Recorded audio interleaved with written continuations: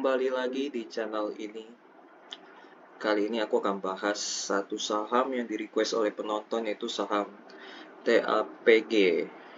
Jadi ini nama perusahaannya Triputra Agro Persada.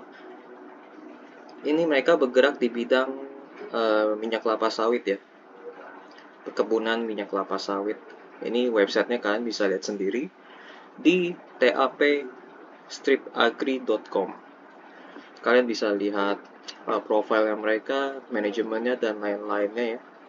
Di sini kita juga bisa lihat laporan keuangan, laporan tahunan. Laporan keuangan ini mereka di bagian financial highlight atau annual report. Bisa buka dua-duanya ya. Kita coba lihat ke annual report. Nah, di sini ada. Kalau mau lihat keuangannya, financial highlight, nggak ada ya ternyata ya. Di sini corporate release. Nah, di sini ada financial report. Jadi kalian bisa ngecek sendiri di sini ya, di websitenya tapstripagri.com. Kita langsung ke halaman idx.co.id. Di sini kita mau lihat profil secara singkatnya aja. Mereka baru IPO di tahun 2021, ini baru banget. Mereka di industrinya itu di perkebunan ya, terutama mereka perkebunan kelapa sawit. Ini jajaran direksi dan komisaris. Kalian wajib cari nama mereka itu di Google, apakah ada rekam jejak yang buruk atau tidak. Kalau misalnya ada, berarti harus hati-hati banget ya. Jangan-jangan mereka akan menggoreng saham dan membuat kalian mengalami kerugian yang cukup besar. Jadi dengan cara ketik nama mereka, spasi kasus atau skandal. Kalau ada, hati-hati aja. Kita masuk ke bagian komposisi pemegang saham.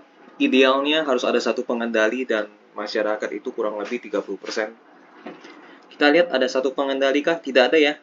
Semua dibagi rata antara Sahwin Investment, PT Daya Adicipta Mustika, Persada Capital Investama, Triputa Investindo Arya, dan nama direksi dan komisaris ya. Semuanya terbagi rata.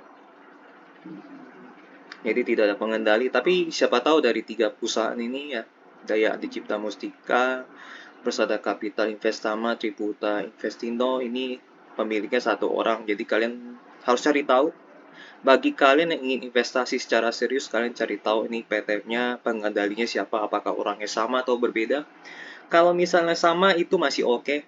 Berarti artinya kepemilikannya itu di atas 51%. Tapi kalau misalnya pemiliknya berbeda-beda, berarti ini kurang ideal. Masyarakatnya 14% itu cukup ideal dari sisi masyarakat, namun tidak idealnya itu dari sisi tidak ada satu pengendali. Idealnya satu pengendali aja, jangan sampai banyak.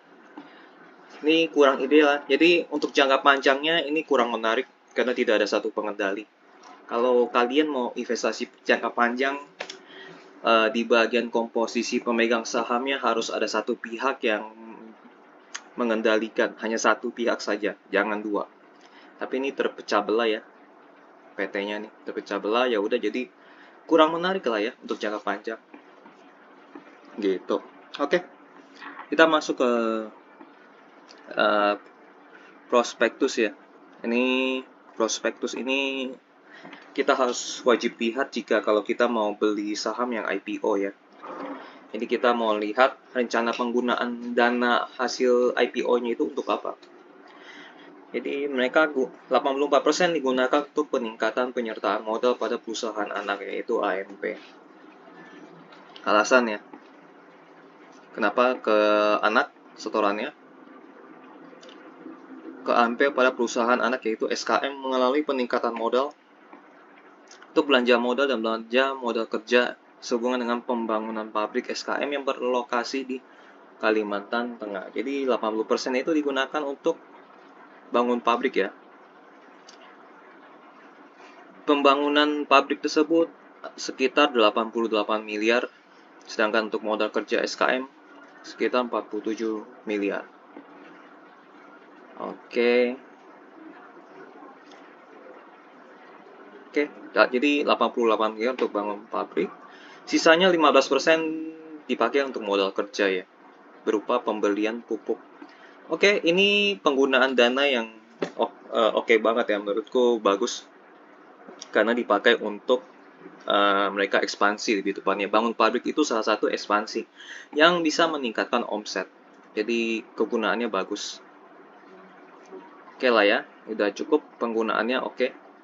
Kalau beli pabrik, beli mesin, lalu buka cabang itu bagus. Tapi kalau sampai menggunakannya untuk hal yang tidak jelas itu hal yang buruk.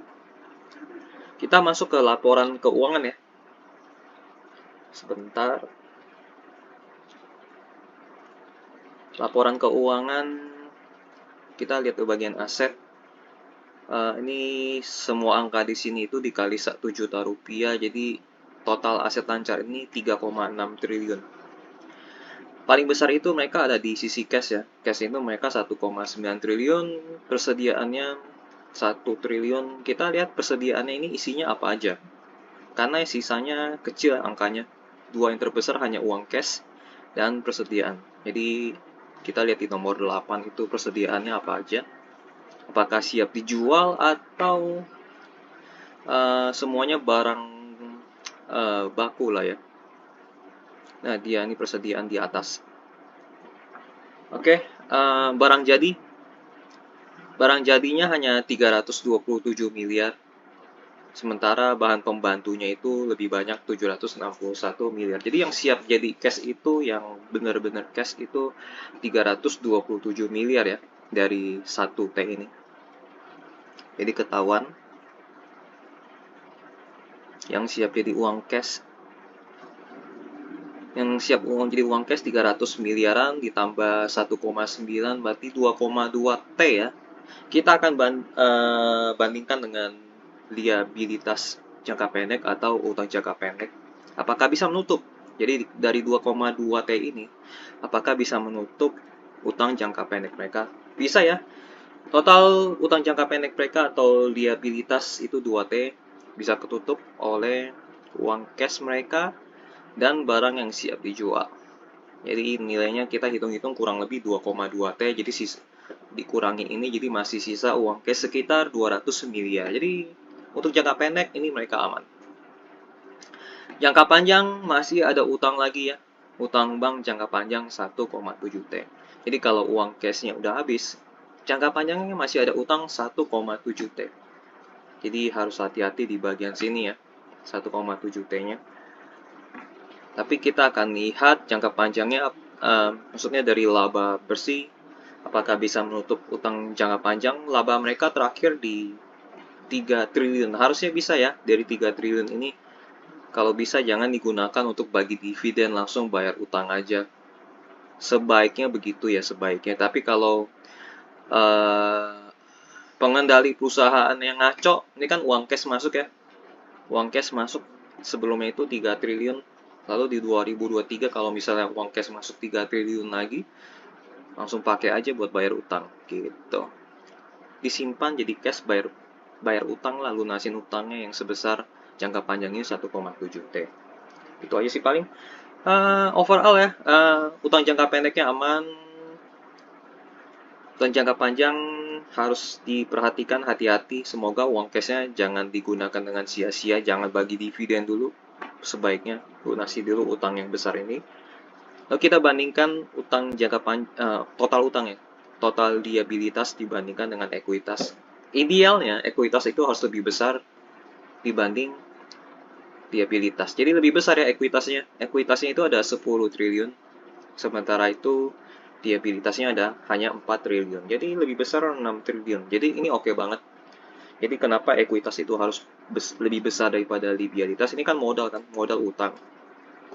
Sementara ini ekuitas itu modal investor. Kalau misalnya modal investornya lebih besar atau ekuitasnya lebih besar, itu artinya setiap mereka mendapatkan keuntungan, uang hasil laba itu akan diberikan kepada investor lebih besar porsinya. Tapi kalau misalnya liabilitasnya lebih besar daripada ekuitas, berarti setiap laba yang dihasilkan akan diberikan kepada pemberi utang. Jadi kan nggak enak. Ya, kalau mau investasi ya ekuitasnya harus lebih besar. Karena kita beli saham sama dengan beli ekuitas. Karena kalau di pasar keuangan sebutannya, kalau di luar negeri itu sebutannya equity market. Nah, equity market itu isinya apa? Saham-saham. Gitu. Jadi ekuitas itu penting ya untuk yang mau bagi investasi saham. Kita masuk ke bagian laporan laba rugi 2021 ke 2022, ada peningkatan ya. Dari 6,2 triliun naik ke 9,3 triliun. Kita lihat ya, naik itu karena apa? Di nomor 29. Kita cari nomor 29. Kelewatan 29, ini dia 29 ya. 29. Kita paling banyak itu dari minyak kelapa sawit dan inti kelapa sawit sebesar 9,2 triliun. Karet kecil ya, karet nilainya kecil banget, 26, tandan buah segar 20 miliar. Kecil, jadi paling besar nih minyak kelapa sawit. By the way, di tahun 2022 CPO itu harganya cukup tinggi, sampai 7.000 kalau nggak salah ya, 6.000 7.000. Tapi di hari ini harga CPO itu sekitar 3.000. So, udah berkurang 50% di tahun ini. Kemungkinan besar omset mereka akan jatuh di tahun ini ya. Ini kan kemarin omset mereka itu terbang karena harga CPO tinggi kan, naiknya lumayan kuat. Naiknya lumayan banyak lah ya. Ini kebantu gara-gara harga CPO yang tinggi. Bagaimana di tahun ini yang harga CPO-nya sudah turun di bawah 4.000 atau sekarang di kisaran 3.000 bahkan 2.900.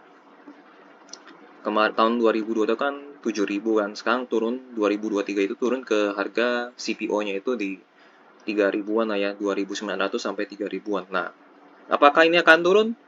Bisa jadi ini akan turun offsetnya.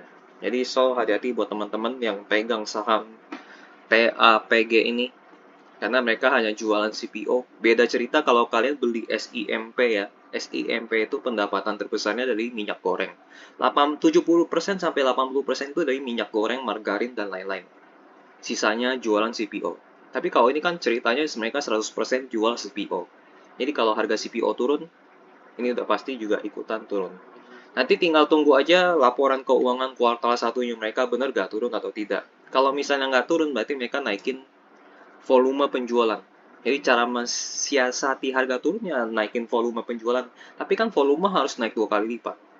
Karena harga CPO itu kan turunnya 50%. Berarti volume penjualan atau barangnya harus dinaikin 2 kali lipat. Gitu. Oke, jelas ya. Laba bruto. Laba bruto mereka juga naiknya lumayan banyak. Karena hasil omset yang naiknya banyak ya. Oke, yang lain-lainnya oke. Laba bersih ya langsung ke naik 2 kali lipat lebih ya, dari 1,1 T naik ke 3 T. Bagus, kinerjanya oke banget. Ini karena kebantu harga CPO yang naik. Kita lihat di bagian arus kas. Nah, arus kas mereka juga naiknya lumayan banyak ya. Masuknya lumayan banyak, 1,4 T, 3 T. 2021 dan 2022. Jadi dari sisi laporan keuangan mereka sehat banget keuangannya. Sehat sih. Tinggal ditunggu aja kinerja kuartal 1 2023. Bagaimana? Di kuartal 4 mereka di tahun kemarin bagus banget. Kita tunggu kabar mereka ya. Akan dipublish mungkin di tanggal 30 April ya. 30 April nanti. 30 April nanti mereka akan publish. Kita masuk ke bagian kinerja tahunan mereka. Ini mereka IPO-nya di tahun 2021. Ini aku tandain di sini. Ini aku dapat datanya dari prospektus mereka ya. Jadi di halaman paling terakhir itu mereka ada laporan keuangan di prospektusnya. Kita coba ini file prospektus ya. Nah, ini dia. Ini laporan keuangannya. Jadi halaman paling belakang dari prospektusnya mereka ada data seperti ini. Tinggal dipindahin aja. Nah, jadi kalau kita lihat dari sisi ekuitas itu mereka bertumbuh ya. Tapi sebelum mereka IPO ini kan tahun 2021 mereka IPO. Sebelum mereka IPO ini pertumbuhannya pelan sekali mereka di sini. Sebelum mereka IPO ya. Jadi ekuitasnya bertumbuhnya pelan banget. Dari 5 triliun butuh 4 tahun untuk 5 triliun bisa berubah menjadi 6 triliun. Omsetnya juga naiknya tipis, laba bersihnya justru turun ya. Mungkin ada peningkatan. Mungkin ini bukan peningkatan bahan baku. Harga CPO-nya jatuh. Jadi atau bahan baku naik atau transportasi naik atau beban biaya yang naik, aku nggak tahu ya. Jadi ininya turun. Arus kas positif itu ini bagus banget. Di 2021 IPO cuan lumayan tebal. Di 2002 lebih tebal lagi karena CPO-nya naiknya lumayan banyak harganya. Overall belum bisa komentar ya, karena mereka juga jualan barang komoditas. Jadi pasti omsetnya naik turun, laba bersih juga naik turun. Beda cerita kalau mereka jualnya barang barang jadi atau barang akhir ya, seperti minyak goreng atau margarin, itu akan ceritanya akan berbeda. Tapi kalau mereka jual CPO aja yang harganya naik turun, ini pasti juga kedepannya omset dan laba bersih itu naik turun. Ekuitas pasti akan selalu naik, cuman lambat. Arus kas pasti selalu positif. Jadi ini masih aku belum bisa kasih komentar. Yang pasti keuangan mereka sehat. Tapi untuk pertumbuhan kenaikan itu ini kemungkinan aja ya. Kemungkinan omset akan turun di 2023. Karena harga CPO turun 50% lebih. Jadi hati-hati aja ya kawan-kawan karena mereka jualan ini. Dari sisi valuasi ya, di harga terakhir 630 menghasilkan PE ratio mereka 4,2 kali. Secara PE ratio mereka murah, tapi kalau secara VPBR mereka masuk kategori wajar. Dividend yield mereka 3,97%. Ini entah kenapa mereka bagi dividennya besar banget ya. Padahal mereka punya utang 1,7 T di jangka panjang. Ini kurang bagus sebenarnya, mungkin karena di 2002 kemarin itu mereka laba bersihnya cukup tinggi ya. Akhirnya mereka bagi dividen cukup besar. Jadi kalau dari komposisi seperti ini aku akan pakai komposisi dari PVBR ya. Kalau misalnya si harga CPO turun, omset turun, otomatis laba akan turun dan ini PE ratio akan jadi naik lagi. Mungkin bisa naik jadi 10 kali atau 9 kali. Jadi akhirnya wajar. Jadi aku patokannya pakai VBR ya. Karena PE ratio ini kan berdasarkan dari laba bersih. Kalau misalnya laba bersihnya turun setengah, ini jadinya 8 kali. 8,4 kali. Kalau laba bersihnya turun setengah. Kalau laba bersihnya turun, otomatis bagi dividennya juga turun. Nah, jadi dua kategori ini tergantung dari laba bersih. PE ratio dan dividennya tergantung dari laba bersih. Kalau labanya turun, ini jadi mahal. Naik bukan mahal yang naik, jadi 8 kali. Bahkan dividen yield bisa turun. Jadi makanya aku akan pakai PVBR. PVBR-nya itu harganya wajar di 630. Oke, kita masuk ke bagian presentasi mereka ya, paparan publik atau public expose. Ini mereka presentasi ke publik ya, itu mereka lakukan di tanggal berapa? Nggak ada tanggal ya. Oh, mungkin ditanya jawab ada tanggal 24 Mei 2022, udah lama ya, hampir setahun. Kita akan lihat apa yang mereka presentasikan ya.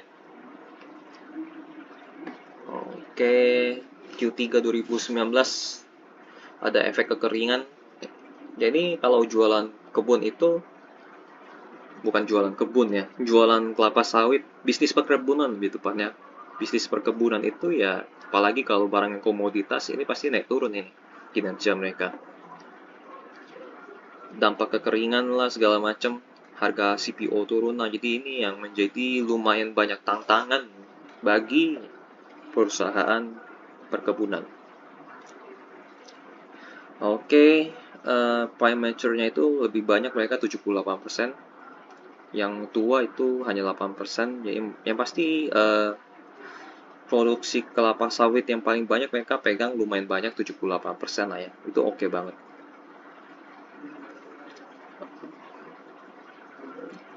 Oke, laporan keuangan lewatin. Kinerja keuangan kita akan lewatin. Kita akan cari tahu soal strategi bagaimana mereka menjalankan perusahaan dan meningkatkan omset mereka. Itu yang kita akan lihat. Resiko ya, fluktuasi harga pasar produk kelapa sawit ya.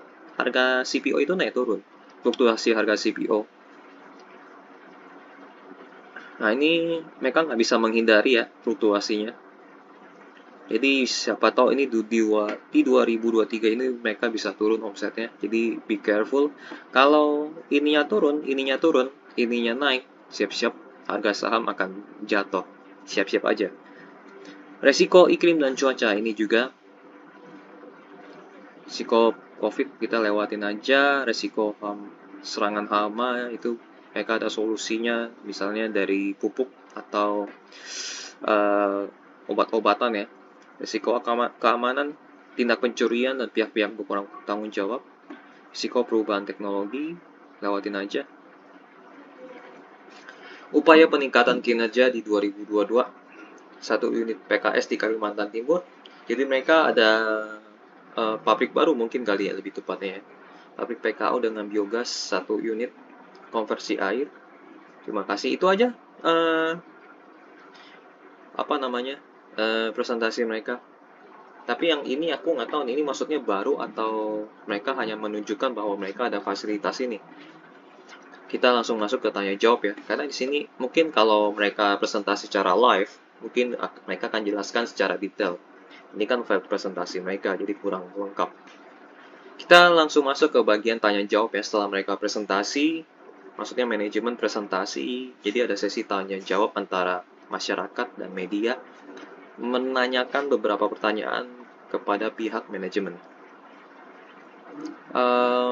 Dari segi kinerja bertambah 2 unit. Oke, berarti ini maksudnya tambahan ya. PKS ke-18 artinya ada pabrik atau lahan baru mungkin ya. Produksi CPO naik 1% aja, kecil. Produksi PK relatif stabil, justru turun ya, bukan stabil ya. Rata-rata umur tanaman, jumlah PKS bertambah 2 unit, ini artinya bagus. Kapasitas PKS bertambah menjadi 950 ton per jam karena ada tambahan 2 unit PKS ya. Apakah tambahan naik? Naik, cuman naik. Oke, tidak ada tambahan ya. Kinerja keuangan kita lewatin aja. Upaya peningkatan kinerja di 2022, pembangunan ya, berarti benar ini. Ini penjelasan detailnya di sini. Pembangunan 1 unit PKS di Kalimantan Timur di sini nih. 1 unit PKS di Kalimantan Timur, penjelasannya lebih detail di sini. Pembangunan pabrik PKO dengan biogas 1 unit. Nah, ini fokus pada program konversi air untuk mendapatkan pertumbuhan produksi yang berkesinambungan. Jadi ini bagus, ada 1 pabrik, ada 1 unit PKS di Kalimantan Timur. Nah, ini baru tanya jawabnya. Apa alasan perusahaan menambah 1 unit PKS baru dan berapa nilai investasinya? Ada kenaikan permintaan di segmen apa sehingga harus menambah kapasitas? Ini pertanyaan lumayan bagus sih. Oh, dari kontan ya. Pantas saja ya. Sampai dengan kuartal 1, berapa belanja modal yang sudah terserap dalam setahun, berapa capex yang dianggarkan, apa saja agenda ekspansi yang dipersiapkan di sepanjang tahun ini, mana saja yang sudah terrealisasi dengan adanya pandemi dan kondisi geopolitik hari ini. Oke, langsung aja jawabannya ya. Alasan mereka menambah 1 unit PKS karena ada 1 kebun yang TBS-nya dijual ke pabrik lain. Sehingga untuk meningkatkan sinergi perseroan membangun 1 PKS baru dengan kapasitas sekian ya. Jawabannya agak aneh sih menurut saya ya. Agak aneh sih. Kurang menarik. Oke. Jawaban yang kedua, belanja modal 570 miliar. Ini untuk tahun 2022 kita lewatin aja ya. Untuk pabrik, perkebunan, dan lain-lainnya. Peningkatan kinerja ini sesuai dengan presentasi. Perseroan tidak mengurangi aktivitas operasi, oke. Jadi masa COVID mereka nggak mengurangi aktivitas. Ini bisnis dari bisnis Indonesia ya. Berapakah capex? Tadi udah dijawab ya. Capexnya sekitar 570. digitalisasi sebenarnya untuk apa sebenarnya Pak? Perkebunan digitalisasi mereka jual B2B kan, B2B maksudnya digitalisasi apa? Kita lihat dulu. Kami mengembangkan versi terbaru dari eBSBC.ai dengan memperbarui aplikasi harvesting mobile dan menjangkau jangkauannya hingga ke perkebunan karet. Dengan fitur baru, perhitungan berbasis AI ini dapat digunakan sebagai counter check untuk hasil. Oh, oke. Lebih ke ini ya, ke operasional mereka. Jadi mengembangkan aplikasi mobile inspection dengan fitur utama.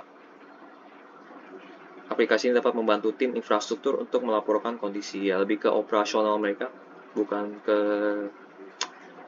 penjualan. Apakah ada rencana ekspansi dalam waktu dekat ini? Saya membangun PKS, perusahaan ada rencana untuk masuk ke bisnis downstream. Downstream ini maksudnya produk hilir kali ya. Ini bagus nih kalau mereka maksudnya itu produk hilir. Karena tidak, jadi kinerja mereka tidak ditentukan oleh harga CPO lagi. Bagaimana respon perseroan terhadap penerbitan pembelakuan kembali kebijakan DMO? Apakah perseroan akan meminta pemerintah untuk tidak lagi memperlakukan kebijakan pungutan? Nah ini bagus pertanyaannya. Berapa proyeksi volume, harga TBS, nilai ekspor, dan pangsa pasar ekspor CPO tahun ini dari Investor Daily. Semenjak bulan Januari banyak sekali persoalan terkait minyak goreng ya. Jadi di tahun kemarin memang di kuartal 1 atau semester 1 itu semua produsen atau distributor minyak goreng dipaksa untuk menjual minyak goreng mereka itu di harga 14.000 atau 15.000. Tentu saja mereka akan mengalami kerugian kan. Daripada mereka mengalami kerugian, mereka nggak jual sama sekali, lebih baik. Ya akhirnya terjadilah banyak kasus itu murni kesalahan. Kalau aku nilai dari pihak ketiga ya aku akan menyalahkan ke menteri ya, pemerintah, karena mereka memaksa harga minyak goreng yang tadinya misalnya 21.000 turun ke 14.000. Ya itu murni kesalahan menterinya sih. Oke, sekarang udah normal kembali, jadi tidak dipaksa lagi ke harga 14.000. Jadi yang bimoli 21.000 ya 21.000 aja, jadi nggak usah ke 14.000. Oke, lanjut. TAPG saat ini bukan eksportir dan bukan pemain minyak goreng, sehingga tidak akan ada dampak secara langsung. Melalui kebijakan DMO dan DPO berbasis volume, maka kami akan yakin mencapai harga minyak goreng yang akan dicapai. Jadi mereka bukan eksportir, jadi tidak ada pengaruhnya sama sekali. Jadi mau ada DMO atau bukan, TAPG tidak berpengaruh sama sekali. PE dan BK saat ini telah berhasil menstabilkan harga sehingga program PE dan BK tidak akan dihentikan. Justru kolaborasi dengan kebijakan DMO dan TPO akan saling menguatkan. Kekurangan minyak nabati, minyak goreng, dan inflasi tidak hanya dialami oleh Indonesia. Hal ini juga merupakan fenomena global ya. Kebijakan pembukaan larangan ekspor pada saat ini juga disertai kebijakan DMO dan DPO sehingga akan terjadi equilibrium baru dari harga yang diperkirakan. Oke, TAGP diperkirakan meningkatkan produksi sebesar 15%, jadi nggak begitu banyak. Apakah perseroan memiliki rencana masuk ke bisnis biodiesel? CPO dapat dikembangkan hingga sektor energi dan saat ini harga CPO sedang tinggi, maka kami tidak menutup peluang. Jadi belum masuk ya mereka ya artinya ya, tapi bisa aja mereka masuk tapi mereka belum masuk. Pengaruh pelarangan ekspor CPO kepada perusahaan. Karena mereka bermain di domestik jadi nggak berpengaruh ya. Izin tanya, melihat pergerakan harga komoditas saat ini, oh mereka pasti nggak tahu ya. Saya William dari Investor Perorangan mau bertanya apakah dapat ceritakan apa saja strategi yang akan dijalankan. Sesuai dengan presentasi mereka. Ini lewatin aja yang soal laporan keuangan. Mengenai ekspansi refinery, ini boleh dijelaskan lagi seperti proyeksinya kapan akan mulai digarap, apakah 2-3 tahun lagi. Terdapat 2 opsi pengembangan refinery ya. Jika dibangun sendiri membutuhkan waktu hingga 1,5 sampai 2 tahun. Pada opsi kedua terdapat potensi kerjasama dengan perusahaan lainnya. Oke, 2 opsi yang oke ya. Oke, itu aja. hasil tanya jawabnya. Mereka produksi volumenya hanya 15%, jadi nggak naik begitu banyak. Jadi penurunan harga CPO pasti akan berdampak ke ini ya. Ya siap-siap aja, mereka juga kebunnya juga terbatas. Di so hati-hati aja. Mereka pengen masuk ke produk hilirisasi ya, downstream, mereka bilang downstream atau hilir, tapi masih belum ada berita kejelasannya. Nanti kita cari di ini berita kontan ya. Ini dia, mereka historical harga sahamnya dibuka itu di harga 200-an, sekarang naik sampai di harga 600-an. Wah, ini terbangnya lumayan tinggi dari 200-an sampai 600-an. Dan ini setelah naik ke 600-an terjadi sideways ya, sideways yang cukup panjang. Kita pakai yang 1 tahun. Dalam 1 tahun ini mereka naik turunnya lumayan volatile ya ini ya.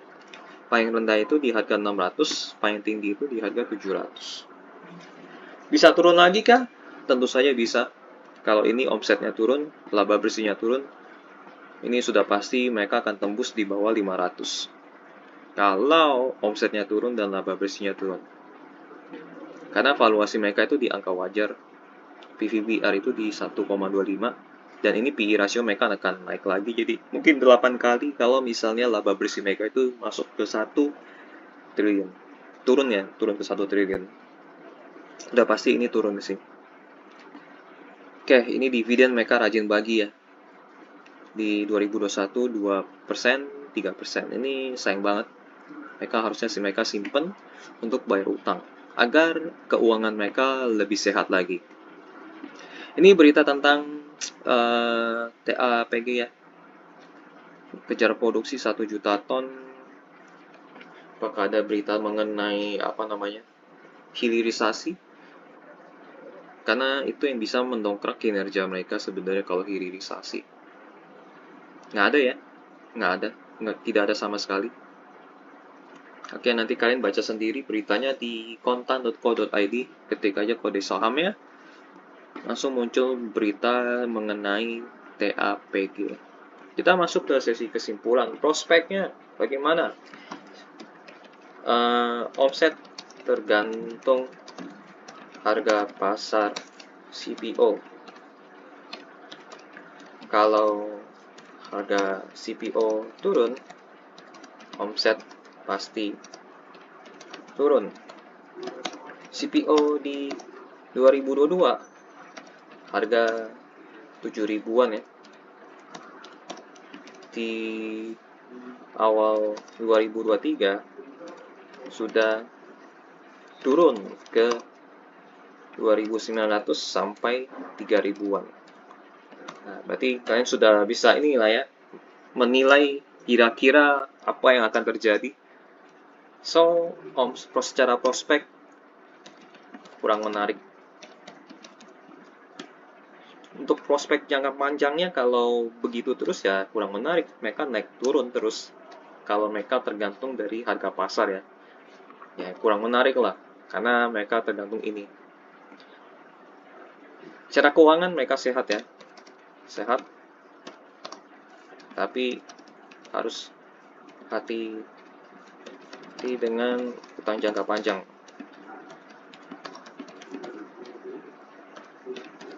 Sayang sekali mereka bagi dividen. Harusnya tidak usah tabung untuk bayar utang jangka panjang. Harusnya mereka lakukan itu. Oke, pertumbuhan kinerja omset dan omset laba bersih dan belum kelihatan ya. Butuh data kinerja 10 tahun baru bisa kelihatan. Valuasi mereka masuk ke kategori valuasinya itu wajar. Harganya ya tidak murah dan tidak mahal. Dividen saat ini masih rajin 2 tahun ya. nggak tahu di tahun ini akan bagi dividen atau tidak kalau misalnya kinerjanya jelek. Nah, investasi untuk saat ini tidak. Untuk jangka panjang untuk saat ini tidak. Karena kinerja perusahaan tergantung harga CPO di pasar. Kalau turun, kalau harga CPO turun, kinerja perusahaan turun. Jadi ini kurang menarik, sama sekali kurang menarik untuk jangka panjang. Kalau untuk jangka pendek, tidak ya, tidak. Karena untuk saat ini tidak ya, untuk saat ini. Untuk saat ini tidak. Karena valuasi PVB-nya itu di atas 1 kali. Valuasinya wajar.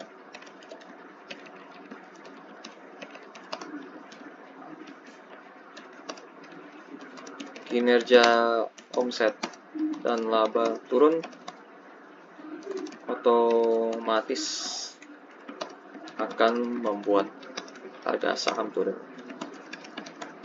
Jadi untuk jangka panjang dan pendek ini lumayan bahaya mereka. Dan mereka belum turun-turun ya. Historical harga saham mereka belum turun-turun setelah mereka IPO terbang cukup tinggi, masuk masa sideways dan itu belum turun-turun. Jadi tinggal tunggu waktu bom meledak di bagian sini ya. Ini kemungkinan banyak korban yang berjatuhan. Jadi kalau yang belum masuk jangan dulu ya, jangan masuk dulu. Tunggu. Jadi kalau mau pantau ya,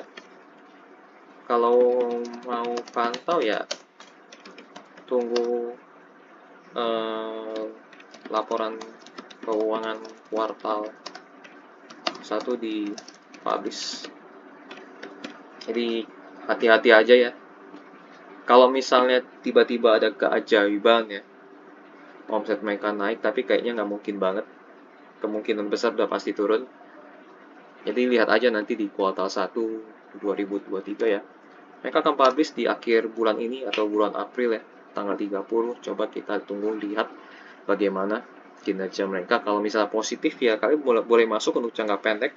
Tapi kemungkinan besar positifnya itu hanya sisa 1% kemungkinan. 99%-nya kemungkinan besar turun. Tapi nggak tahu ya kalau misalnya ada keajaiban. Nggak tahu sih. Mereka apakah memperbanyak produksi kan? Nggak tahu juga kan. Jadi ditunggu aja laporan keuangan kuartal 1-nya dipublish. Next, penutup. Selalu ingat taking profit ya, mau beli saham apapun.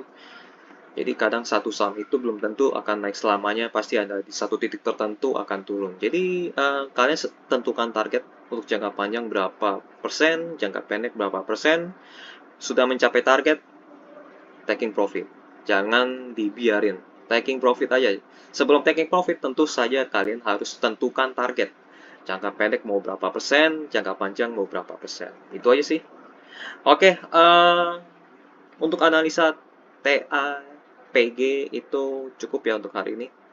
Ini hati-hati aja untuk investasi jangka pendek, jangka panjang karena harga CPO lagi turun dari 7.000 ke 3.000. Jadi kalian yang pengen masuk atau yang udah masuk